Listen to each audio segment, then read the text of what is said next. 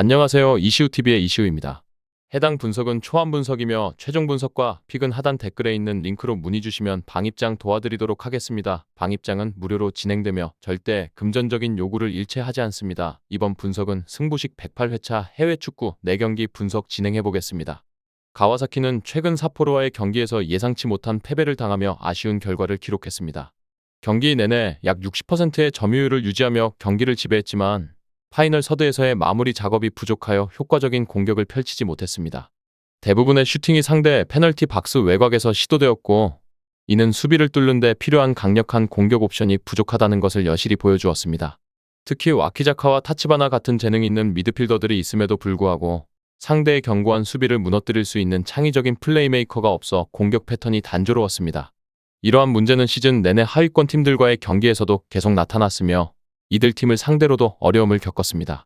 이는 가와사키가 전술적 유연성과 창의성이 부족하다는 점을 드러냅니다.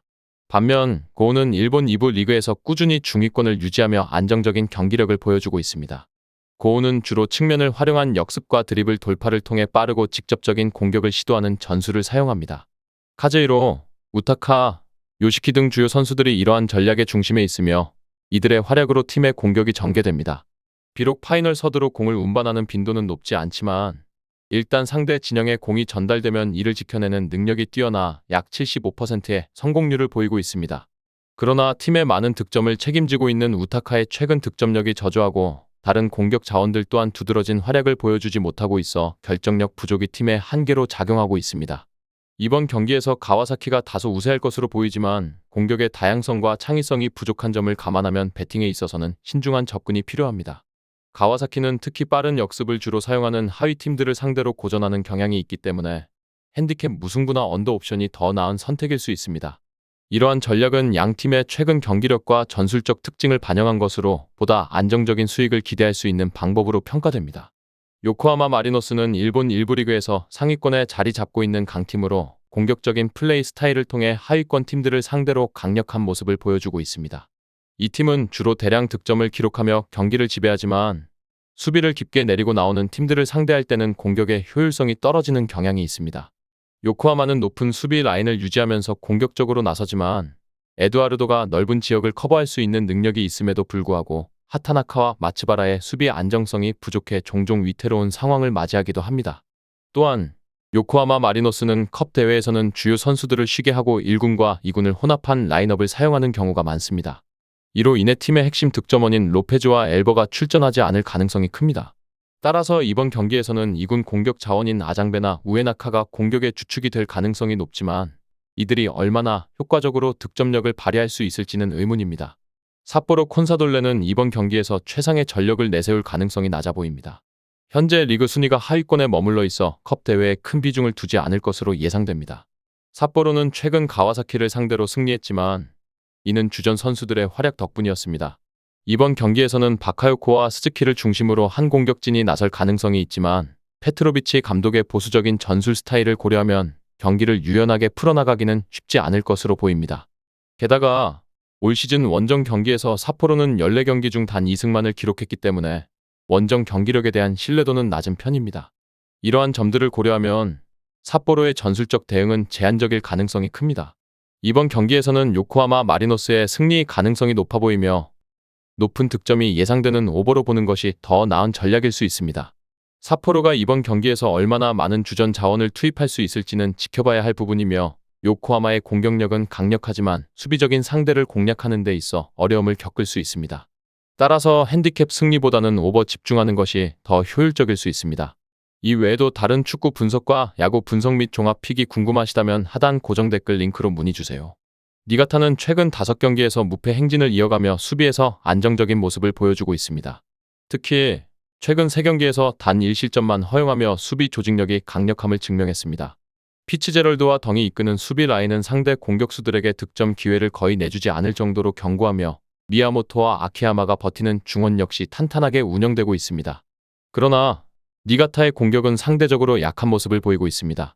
상대의 페널티 박스 안으로의 진입 횟수가 적고 슈팅 시도 중 약 30%만이 박스 안에서 이루어지고 있어 공격의 결정력 부족이 눈에 띕니다. 이런 점을 고려할 때 니가타는 대량 득점보다는 수비적인 접근을 통한 승점을 노릴 가능성이 큽니다. 한편 마치다는 최근 우라와와의 경기에서 2대2 무승부를 기록하며 리그 1위 자리를 내주게 되었습니다. 이 경기에서 마치다는 45%라는 낮은 점유율에도 불구하고 24차례의 슈팅을 시도하는 등 공격적인 모습을 보였으나 득점력 부족이 문제로 드러났습니다. 마치다는 주로 롱볼과 측면 크로스를 활용하는 직선적인 플레이 스타일을 선호하는데 이는 공간을 쉽게 내주지 않는 알비렉스 니가타와 같은 팀을 상대할 때 효과가 떨어질 수 있습니다. 또한 최근 영입된 소마와 오세훈의 경기력이 일관되지 않으며 주전 공격수 아라키가 부상으로 출전하지 못하는 상황이 전력에 타격을 주고 있습니다. 이러한 점들을 감안하면 원정 경기에서 마치다가 승리할 가능성은 높지 않아 보입니다. 이번 경기에서는 무승부 가능성과 저득점 경기가 예상됩니다. 마치다는 빠른 공수 전환과 직접적인 공격이 강점이지만 니가타는 경기를 안정적으로 운영하고 공간 노출을 최소화하는 데 능합니다. 따라서 경기 양상은 치열한 공방전보다는 양팀 모두 조심스러운 접근을 보일 가능성이 높습니다. 알비렉스 니가타가 핸디캡에서 우위를 점할 가능성이 있으며 전체적으로는 언더가 가장 안정적인 선택으로 보입니다. 나고야는 일관된 전술과 명확한 전략이 부족한 팀으로 상대 팀의 전력에 따라 경기 방식을 유동적으로 바꾸는 경향이 있습니다.